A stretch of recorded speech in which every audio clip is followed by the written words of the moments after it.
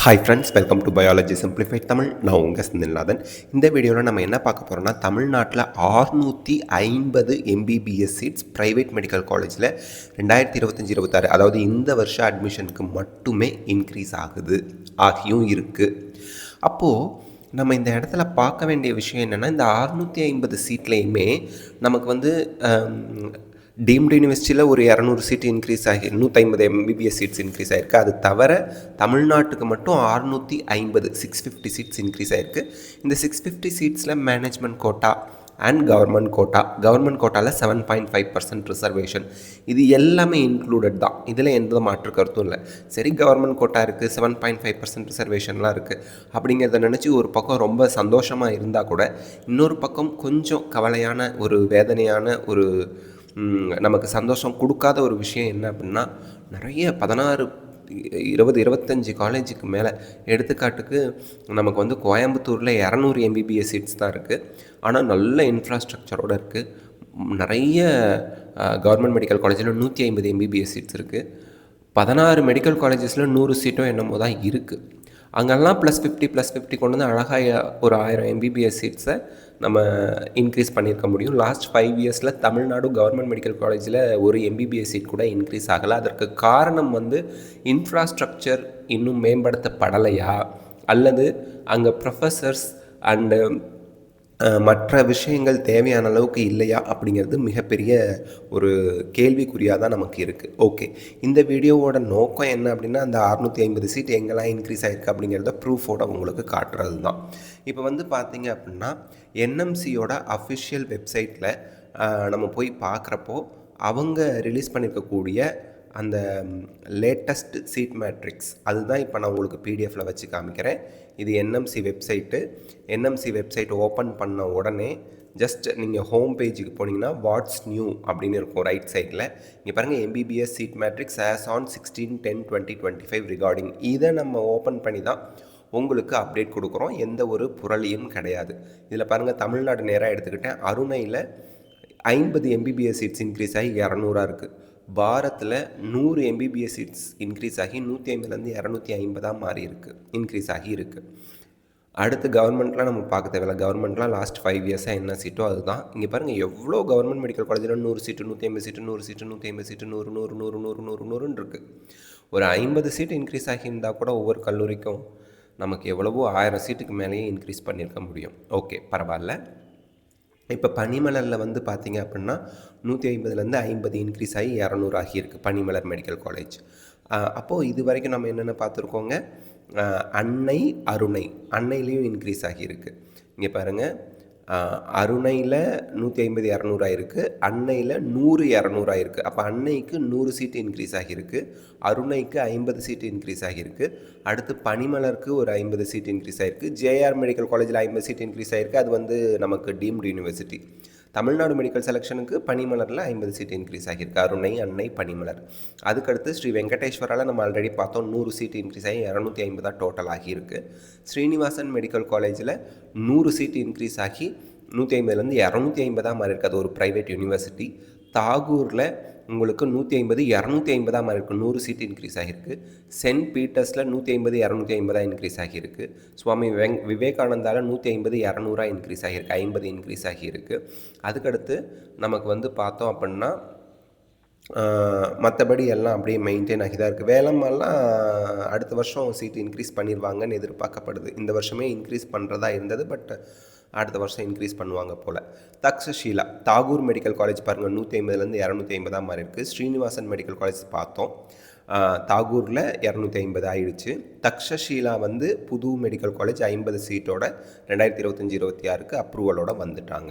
Okay, இப்போ இது ப்ரைவேட்னு கொடுத்துருக்கனால Takshashila private யூனிவர்சிட்டியா அப்படிங்கிறத நம்ம வெயிட் பண்ணி தான் பார்க்கணும்.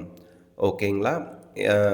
சரி, அப்போது நம்ம வந்து இப்போது நம்ம இருக்கக்கூடிய விஷயங்கள் எல்லாமே வந்து பார்த்தோம் அப்படின்னா, மொத்தமாக எத்தனை சீட் சார் 3rd ரவுண்டுக்கு இன்க்ரீஸ் ஆகி வந்திருக்கு அப்படின்னு நீங்கள் கேட்பீங்க. மொத்தமாக நமக்கு வந்து 650 சீட்டு ப்ரைவேட்டில் இன்க்ரீஸ் ஆகியிருக்கு.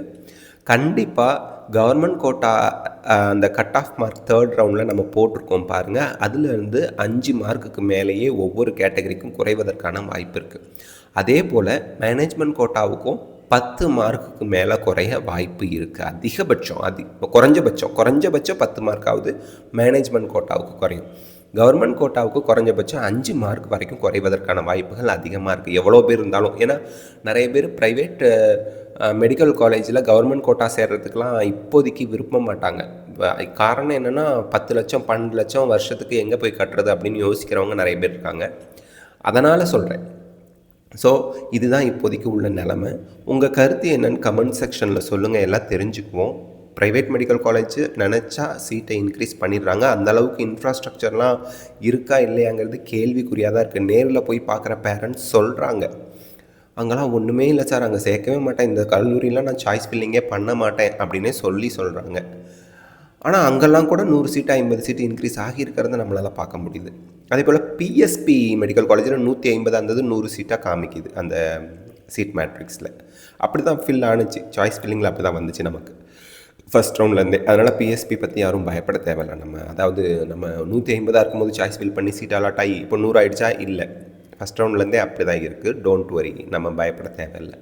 ஸோ ஒரு சைடு ஹாப்பி தான், 650 சீட் இன்க்ரீஸ் ஆகும்போது கவர்மெண்ட் கோட்டா சீட்ஸும் இன்க்ரீஸ் ஆகுது. நான் மைனாரிட்டினா 100க்கு 65 சீட்டு கவர்மெண்ட் கோட்டாவுக்கு வரும், மைனாரிட்டினா 100க்கு 50 சீட்டு கவர்மெண்ட் கோட்டாவுக்கு வரும். அது ஒரு சைடு ஹாப்பி தான். கவர்மெண்ட் மெடிக்கல் காலேஜஸ்லேயும் ஒவ்வொரு கவர்மெண்ட் மெடிக்கல் காலேஜ்லையுமே 250 சீட்டாக இன்க்ரீஸ் பண்ணுனா ரொம்ப நல்லாயிருக்கும் தமிழக மாணவர்களுக்கு. ஆல் இண்டியா கோட்டாவில் ஆல் ஓவர் இந்தியாவில் இருக்க ஸ்டூடெண்ட்ஸ்க்கும் அது ஹெல்ப்ஃபுல்லாக தான் இருக்கும். நம்ம இங்கே வந்து ஓர வஞ்சனையெல்லாம் பார்க்க வேண்டாம். இந்தியா முழுக்க இருக்கக்கூடிய எல்லா ஸ்டூடெண்ட்டுக்குமே நல்லது நடக்குமே.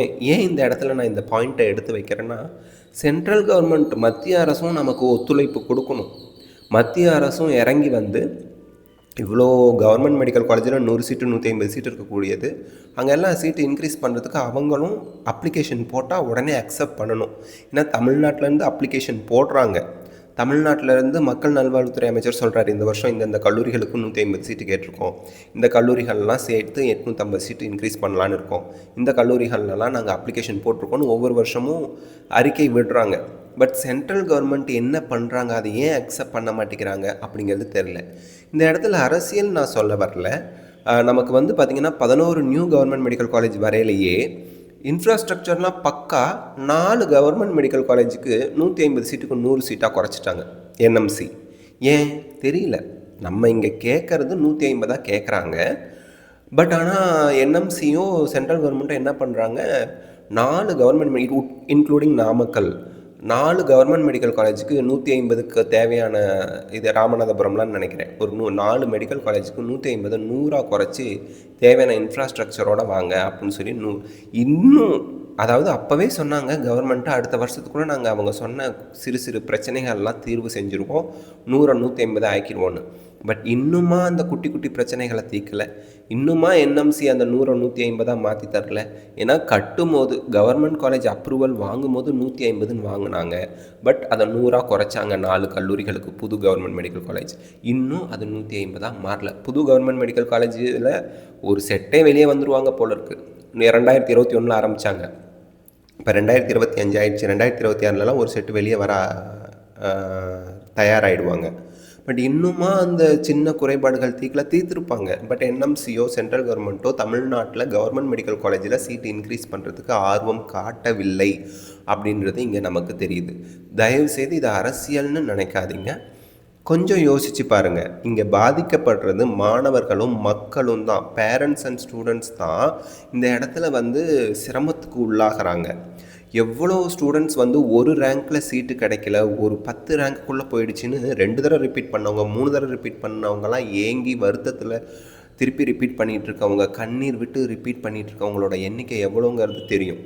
அப்போது தயவு செய்து மத்திய அரசும் சரி மாநில அரசும் சரி அரசு மருத்துவக் கல்லூரிகள்லையும் இந்த ப்ரைவேட் மெடிக்கல் காலேஜ் இன்வால்மெண்ட்டோட சீட்டை இன்க்ரீஸ் பண்ண எவ்வளோ முயற்சி செய்கிறாங்களோ அதே முயற்சி அரசு மருத்துவக் கல்லூரிகளுக்கும் 2 கவர்மெண்ட்டும் சேர்த்து போட்டாங்க அப்படின்னா இந்த நடுத்தர வர்க்க மக்கள், ஏழை மக்களில் இருக்கக்கூடிய ஸ்டூடெண்ட்ஸ், 7.5ல் வரக்கூடிய அரசு பள்ளி மாணவர்கள், இவங்க எல்லாருமே பயனடைவாங்க. இது எந்த அளவுக்கு அடுத்தடுத்து எடுத்துகிட்டு போவாங்க அப்படிங்கிறத நம்ம வெயிட் பண்ணி தான் பார்க்கணும். ஸோ இது திரும்பி சொல்கிறேன், மாணவர்கள், பேரண்ட்ஸ், பெற்றோர்களோட நன்மைக்காக தான் நம்ம பேசிகிட்டு இருக்கோமே தவிர மற்றபடி எந்த ஒரு தவறான உள்நோக்கமும் கிடையாது. ஏன்னா எம்பிபிஎஸ் கோர்ஸ் அப்படிங்கிறது ஒரு சர்வீஸ் ஓரியன்ட் கோர்ஸ். வெறும் எம்பிபிஎஸ் முடிச்சுட்டு லட்சக்கணக்கிலையோ கோடிக்கணக்கிலையோ எந்த ஒரு டாக்டராலையும் சம்பாதிக்க முடியும். அப்படி இருக்கையில் அந்த கோர்ஸுக்கு டீம்டு யூனிவர்சிட்டி பண்ணி அவங்க இஷ்டத்துக்கு 1 கோடி 1.25 கோடின்னு வாங்குகிற அந்த மெடிக்கல் காலேஜில் எம்பிபிஎஸ் முடிச்சுட்டு ஒரு ஸ்டூடெண்ட் வேலைக்கு போனால் கூட அவங்க 15,000 20,000 தான் சம்பளம் தருவாங்க. 45,000 தர அதிகபட்சம், ரொம்ப ரொம்ப ரொம்ப ஜாஸ்தின்னு வச்சா 15,000லேருந்து 45,000க்குள்ளே சேலரி வாங்கக்கூடிய ஒரு படிப்புக்கு ஒரு வருஷத்துக்கு 1.25 அதாவது என்டையர் கோர்ஸுக்கு 1.25 கோடி வாங்கிறது நியாயமா அப்படிங்கிறத அந்தந்த ப்ரைவேட் காலேஜஸே யோசித்து பார்க்கணும். இன்னும் நிறைய நம்ம டிஸ்கஸ் பண்ணுவோம், போல்டாக, தைரியமாக. தேங்க்யூ. இவ்வளோ போல்டாக தைரியமாக நம்ம டிஸ்கஸ் பண்ணுறதுக்கு உங்களோட சப்போர்ட் தான் காரணம் அப்படிங்கிறத பேரண்ட்ஸ் அண்ட் ஸ்டூடெண்ட்ஸ் கிட்ட நான் தைரியமாக சொல்லிக்கிறேன். Thank you. Take care. Bye. See you all. Thank you.